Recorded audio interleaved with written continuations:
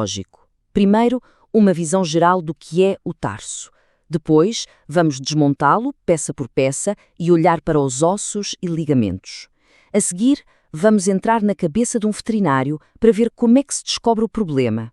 E depois, a parte mais espetacular, vamos ver cirurgias em ação com alguns casos práticos e, por fim, explorar a solução mais radical de todas, a artrodrese. Vamos a isso? Muito bem, vamos começar pelo princípio. O que é exatamente o tarso? E por que é que esta pequena articulação é, ao mesmo tempo, tão crucial e, vá lá, tão frágil? Pensem numa espécie de relógio suíço, mas para a pata de um cão. É mais ou menos isto. O tarso é uma coleção de ossos pequeninos, todos com formas estranhas, mas que encaixam na perfeição, amarrados por uma rede de ligamentos super fortes. E esta obra-prima não serve só para aguentar o peso do animal. Não, não. É a mola que o impulsiona para a frente a cada corrida, a cada salto. É uma verdadeira proeza da natureza. Ok, agora que já vimos de longe, vamos pegar na lupa. Para percebermos como é que esta estrutura se pode partir, temos primeiro de ver como é que ela se monta, certo? Vamos espreitar os blocos de construção do tarso. Olhem só para esta imagem. Parece um puzzle complicado, não parece? Mas há duas peças-chave que temos mesmo de conhecer: o talos e o calcâneo. Estes são os protagonistas, digamos assim. Eles formam a articulação principal, aquela que faz a maior parte do trabalho pesado. E os outros ossos mais pequeninos? Pensem neles como a suspensão de um carro, a dar flexibilidade e a absorver o impacto a cada passo. Mas os ossos, sozinhos, não chegavam para nada. O que é que impede que tudo se desfaça? A resposta está nos ligamentos. E os mais importantes são os chamados colaterais, um de cada lado, que funcionam como cabos de aço. Reparem aqui na imagem. Eles têm partes mais compridas para travar o movimento para a frente e partes mais curtas para o travar para trás. É este equilíbrio que dá ao tornozelo aquela estabilidade incrível. E quando esta maravilha da engenharia falha? Um cão entra a cochear na clínica. Como é que um veterinário navega por esta complexidade toda para encontrar a falha exata? Bem, o diagnóstico é uma mistura de arte e ciência. O caminho para o diagnóstico é bastante lógico. Começa com um exame clínico, com as mãos, onde o veterinário apalpa a articulação para sentir instabilidade, inchaço, dor. A seguir, vêm as radiografias normais para ver os ossos. Mas o ponto crucial muitas vezes é o terceiro passo, as radiografias de stress. O que é isto? É aplicar uma força controlada à articulação enquanto se faz o raio-x. Isto pode revelar uma instabilidade nos ligamentos que seria completamente invisível de outra forma. E aqui está a prova do que falávamos. À esquerda, temos a perfeição anatómica, tudo no seu devido lugar. À direita, o caos de uma lesão. Vejam bem, um pedaço de osso foi literalmente arrancado do sítio. A isto chama-se uma fratura por avulsão.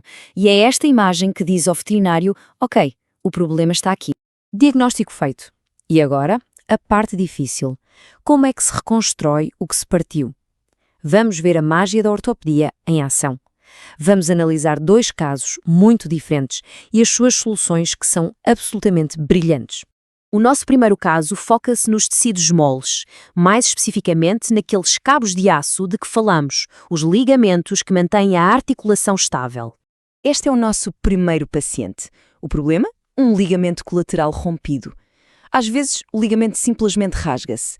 Outras vezes, a força é tanta que ele arranca um pedacinho do osso onde estava preso. É a tal fratura por avulsão. Mas o resultado final é o mesmo. Uma articulação completamente instável, solta. Então, como é que se repara um cabo de aço partido dentro de uma articulação? Não se pode simplesmente cozer, pois não? A solução aqui é pura engenharia. E aqui está ela. Se não se pode reparar o original, constrói-se um novo. O cirurgião cria um ligamento artificial. Como? Colocam-se parafusos nos pontos onde o ligamento original se agarrava.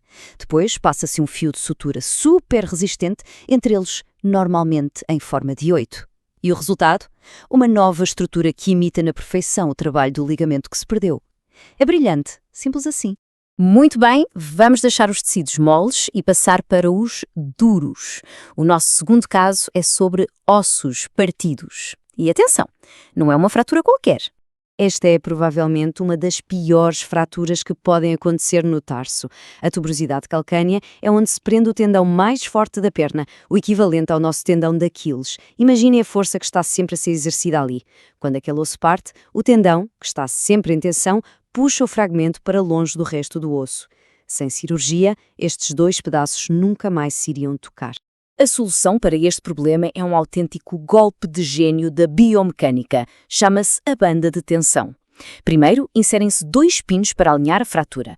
Depois, passa-se um fio de aço em forma de 8 à volta deles. E agora vem a magia. Cada vez que o tendão puxa, em vez de afastar os fragmentos, ele agora comprime-os um contra o outro.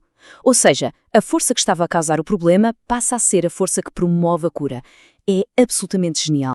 Mas e quando a destruição é total? Quando a articulação está tão desfeita que já não há nada para reparar? Para esses casos, há uma última e drástica solução: a artrodese. É um procedimento de salvamento. Artrodese quer dizer, literalmente, fusão de uma articulação. Aqui, o objetivo já não é salvar o movimento. O objetivo é eliminar a dor. O cirurgião raspa o que resta da cartilagem e une os ossos com placas e parafusos como se os estivesse a soldar. Com o tempo, os ossos fundem-se e tornam-se uma única peça. Adeus articulação, adeus movimento, mas também adeus dor. E para fazer esta soldadura de ossos, os cirurgiões têm uma caixa de ferramentas bem recheada. Vamos ver as opções. A ferramenta mais simples é o parafuso. E a função dele é muito direta. É esmagar um osso contra o outro. Essa compressão é o que estimula os ossos a quererem fundir-se. Em cães mais pequenos, às vezes, só isto já chega. Agora, para os pesos pesados, ou quando a instabilidade é muito grande, aí são precisas as placas ósseas. Elas funcionam como uma tal interna, a segurar tudo no sítio com uma rigidez incrível. Esta estabilidade é tão grande que até permite que o cão comece a usar a pata muito antes dos ossos estarem completamente fundidos.